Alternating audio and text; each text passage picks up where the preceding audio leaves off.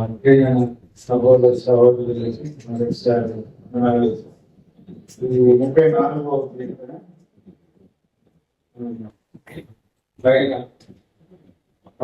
దావీదు ఒంటి మీద తగ్గి వాళ్ళ వలె ప్రవర్తించి అతని దర్శించిన కీర్తన. ఇది సమయంలో మొదటి వర్ణం 7వ కార్యంలో విషయాలు చూస్తాం. అక్కడ ఆపదలో ప్రమాదంలో ఉన్నప్పుడు దావీదు ఎలా ప్రవర్తించేట్టు, ఎలా రాజు దగ్గర నుంచి తప్పించుకోవడానికి అనేదాన్ని చేసుకొని ఈ కీర్తనలో ఆయన దర్శించడం జరిగింది. దీన్ని ఉదయకాల సమయంలో మనం ఆరాధనకు దీన్ని ధ్యానించడానికి కారణం ఏంటంటే ఈ 2వ వచనంలో ప్రభు యొక్క అతిశయం, ప్రభునందు అతిశయం, ప్రభులో అతిశయించడం అనేది మనం గుర్తు చేసుకుంటాము. పైన 9వ అధ్యాయం 23-24 వచనాలు కూడా మనం చూస్తే అక్కడ కూడా ఇదే విషయాన్ని గుర్తు చేస్తాను. ఇర్మియా గ్రంథం 9వ అధ్యాయం 23-24 వచనాలు మనం చూస్తే యెహోవా ఇలా సెలవిచ్చినప్పుడు, జ్ఞానవంతమైన శూరుడు తన శౌర్యమును బట్టి అతిశయింపు, ఐశ్వర్యవంతుడు తన ఐశ్వర్యమును బట్టి అతిశయింపకూడదు. 24వ వచనం, అతిశయించువాడు దేనిని బట్టి అతిశయింపవాలి అనగా భూమి మీద కృప చూపుచు నీతి న్యాయములు జరిగించిన యెహోవాను నేనే అని గురించి దాన్ని పరిశీలించాను తెలుసుకున్నదాన్ని బట్టి అతిశయింపవాలని. మనకి అతిశయ కాలం ఏంటి అంటే ఈ కీర్తనలో కానీ అలాగే ఇర్మియా తీసుకుంటే అతిశయించేవాడు దేనిని బట్టి అతిశయించాలా? దేవుని బట్టి అతిశయించాలి. కారణం పైన 23వ వచనంలో అంటే జ్ఞాని తన జ్ఞానాన్ని బట్టి, అలానే సూర్యుడు తన శౌర్యాన్ని బట్టి అతిశయింపకూడదు. ఈ దినాల్లో దేవుని బట్టి మనం అతిశయించాలని భూ సంబంధమైన భూమి మీద అనేకులు ఎలాగా అతిశయిస్తున్నారంటే జ్ఞానాన్ని తన జ్ఞానమును బట్టి ఎంతో మంది తన జ్ఞానాన్ని బట్టి ఆకర్షిస్తూ ఉంటారు. అలానే సూర్యుడు కూడా ఎలా ఉంటాడు అంటే నా యొక్క శక్తి సామర్థ్యాన్ని బట్టి నేను జయిస్తున్నాను, లేకపోతే ఐశ్వర్యం నాకు కలుగుతుంది, లేకపోతే భక్తులకు కారణము ఎవరు అంటే నా శక్తి సామర్థ్యాలే అనేది భూసంబంధంగా ఎంతో మంది మనం చూస్తాము. అనేక పరిస్థితుల్లో మనం గొప్ప వ్యక్తులతో మనం ఇంటరాక్ట్ అయినప్పుడు కూడా వాళ్ళు ఎలాగంటే నేను బాగా చదువుతున్నాను, నేను బాగా దీనిలో వర్ధిల్లించిన దాన్ని బట్టి నాకు ఎక్కువ ఇంత కలిగింది. ప్రభు ఒక ఉపమానం చెట్లు బాగా అంటాడు కదా, ఒకడు సర్వలోకము సంపాదించుకొని తమ పనులకి పోగొట్టుకునే వాటికి ఏమి ప్రయోజనం? కాబట్టి భూ సంబంధమైనవి మనం ఏం కలిగి ఉన్నా కూడా అది ఎక్కడి వరకు అంటే భూమి మీద వరకే.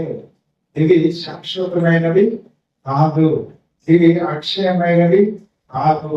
అక్షయుడైన దేవుడు భూమి మీద క్షయమైపోయే మన కొరకు ఆయన మనల్ని రక్షించడానికి ఆయన మానవుడిగా భూమి మీదకి వచ్చాడు. అందుకని అంటాడు, కృప చూపుచు నీతి న్యాయములు జరిగిస్తున్నాను యెహోవాను నేనే అని గ్రహించి నన్ను పరిశీలనగా తీసుకుని బట్టి అతిశయింపవలను. మన అతిశయానికి కారణం ఎవరు? భూమి మీద కృప చూపిస్తుంటున్నా మన దేవుడు. మన మీద ఆయన కృప చూపించకపోతే, మన మీద ఆయన ప్రేమ చూపించకపోతే, ఆయన మన మీద కనికరం చూపించకపోతే మనము పరిశుద్ధులుగా తీర్చబడే వాళ్ళము ఆము, ఆయన పిల్లలుగా మనం తీర్చబడే వాళ్ళము. అంతకంటే ఆము అనేది మనం చేసుకోవాలి. భయంకరమైన విపత్తుల్లో ఆ రాజు దగ్గర ఇంకా సంహరించిపోతా ఉంటున్న పరిస్థితుల్లో దేవుడు దావీదుకు ఇచ్చిన జ్ఞానం చదువున వెర్రివాడిని వలె ప్రవర్తించాడంట. వాస్తవంగా దావీదు వెర్రివాడని కాదు. పరిస్థితుల్లో ఒక రాయితోటి చేసిన వాడు గొర్రెల్ని కాపాడేటప్పుడు ఎలుగుబంటిని సింహంలో చీల్చి చంపిన వాడు దేవుని శక్తిని కలిగిన వాడు. ఈ సుందరైన ఫిలిష్తీయులు ఎవరు? యెహోవా. మనం దేవుని ప్రజలుగా కలిగి ఉన్నాం. మనకి యుద్ధం కలిగజేసేవాడు ఎవరు? యెహోవాయే. అంటే దేవుడి మీద ఆధారపడి దావీదు తన పరిస్థితులన్నింటిలో కూడా తన ప్రాక్టికల్ లైఫ్ లో దేవుడు ఎలాగ ఆయన్ని కాపాడుతా ఉన్నాడు, ఎలాగ కృప చూపించి రక్షిస్తా ఉన్నాడు, ఎలాగ మరణంలో నుంచి తప్పిస్తా ఉంటున్నాడు, ఆ విషయాలన్నీ గుర్తు చేస్తా ఉన్నాడు కీర్తనలో. ఈ కీర్తనలో కూడా దాన్నే గుర్తు చేస్తా ఉంటున్నాడు. కాబట్టి ఇలాంటి పరిస్థితుల్లో మనం కూడా ఒక దినాన్ని ఎలాగైతే అంటే సాధారణ బంధకాల్లో పాపపు కోరల్లో చిక్కుబడి దాని యొక్క కబంధ స్థానంలో మనం కూడా నలిగిపోతా ఉంటున్నాం. ఈ భూమి మీద ఉన్న మానవులందరూ కూడా ఆ సాధారణ బంధకాలలోనే చిక్కుబడి ఉన్నారు. కానీ దీనిలో నుంచి తప్పించబడాలి అంటే, దీనిలో నుంచి నిర్మించబడాలి అంటే పాపము చీకటి సాధారణ బంధకాల నుంచి విమోచించబడాలి అంటే ఎవరిని ఆశ్రయించాలి? మనం దేవుని ఆశ్రయించాలి. ఆయన కృపలను మనం కోరుకోవాలి. మనం విడిపించబడాలి అంటే ఈ పాపపు శక్తి నుంచి, పాపపు విడుదల నుంచి మనం ఎప్పుడైతే దేవుడి మీద ఆధారపడతామో, ఎప్పుడైతే కృప చూపించే దేవుడి మీద ఆయన కోరుకున్నామో అప్పుడు మనకి విడుదల కలిగింది. కొరింథీయులకు రాసిన మొదటి పత్రికలో కూడా 1వ అధ్యాయము, మొదటి పత్రిక 1వ అధ్యాయం 31వ వచనంలో కూడా కొరింథీ సంఘానికి రాస్తూ అపోస్తలుడైన పౌలు అదే విషయాన్ని గుర్తు చేస్తా ఉన్నాడు. కొరింథీయులకు రాసిన మొదటి పత్రిక 1వ అధ్యాయము 31వ వచనంలో అంటాడు, అతిశయించు ప్రభువునంది అతిశయింపవలెను అని రాయబడినది నెరవేరునట్లు దేవుని మూలముగా ఆయన మనకు జ్ఞానము, నీతియు, పరిశుద్ధతయు విమోచనము. ఎందుకు మనం అతిశయించాలా అనే దాని గురించి ప్రాముఖ్యమైన విషయాలు చేస్తా ఉంటారు అపోస్తలుడైన పౌలు కొరింథీ సంఘాన్ని. అతిశయించు అంటూ దేవుని మూలంగా ఆయన మనకు అనుగ్రహించిన ఏంటంటే జ్ఞానం, నీతి, పరిశుద్ధత, విమోచన. ఉదయ కాల సమయంలో రక్షించబడిన మనకి దేవుడు అనుగ్రహించిన ఈ యొక్క జ్ఞానం, నీతి, పరిశుద్ధత, విమోచన, దానిని బట్టి మనం ఆయన సన్నిధిలో మనం చేతులు ఆరాధిస్తా ఉంటున్నాం. అందుకని ఈ కేంద్రకారుడు 34లోనే అంటాడు, 8వ చరణంలో యెహోవా ఉత్తముడని రుచి చూచి తెలుసుకోండి, ఆయనను ఆశ్రయించినడు ధన్యుడు అన్నాడు. ఎప్పుడైతే మనం ఆయన ఆశ్రయించామో, ఎప్పుడైతే ఆయన యొక్క రక్షణ దానిని మనం వితేమో, రక్షించబడ్డామో, రుచి చూసామో, అలాంటి మనము ఎలాంటి వాళ్ళమంటే ధన్యులము అని అంటున్నాడు. మనకి లోకంలో ఉన్న వారికంటే మనకి దేవుడు అనుగ్రహించినది ధన్యత. అందుకని ప్రభువు దగ్గర మనం ఆరాధనలో ఒక 2 వచనాలు మనం గుర్తు చేసుకుని ప్రభు పాలలో మనం పాల్గొన్నాం.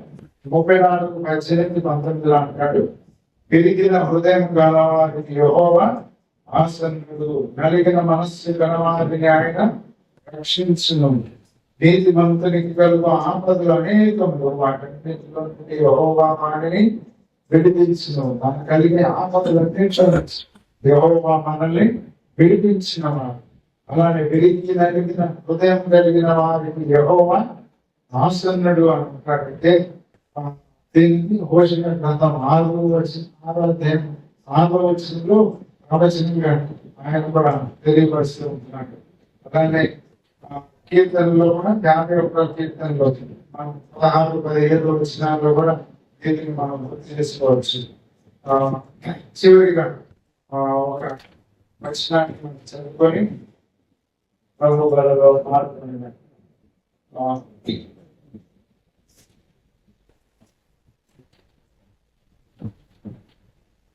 51వ కీర్తనలోని 16వ వచనాన్ని 17వ వచనాన్ని 5వ వచనాన్ని పట్టుకున్నాము. నేను పాపంలో పుట్టిన వాడును, పాపంలోనే నా తల్లిదండ్రులను గర్భం ధరించాను. మనందరము పాపులు. అందుకని అంటాడు, అందరూ పాపం చేసి దేవుడు అనుగ్రహించి మహిమను పొందలేకపోతున్నారు, కానీ క్రీస్తులో మనకి రక్షణ అనుగ్రహించినట్టుగా రోమపత్రికలో మనం చూస్తాం.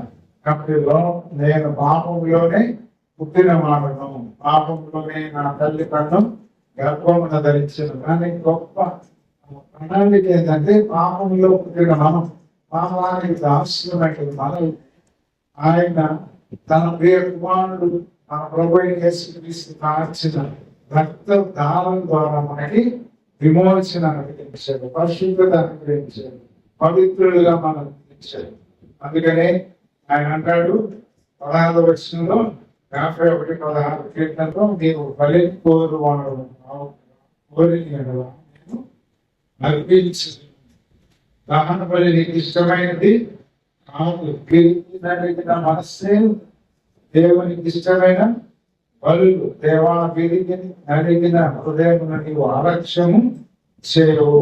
సమయంలో విరిగి నలిగిన హృదయంని ఆయన ఏం చేస్తాడంట? కోరుకునేవాడు. దహన బలులు కోరుకునేవాడు కాదు, బలి అర్పణ కాదు ఆయన కావాల్సింది. మన హృదయపూర్వక స్థితులు ఆయన చెల్లించుకుని ఆయన ఆరాధన ఆయన కోరుకునేది అనేది మనం చూస్తా ఉంటాం.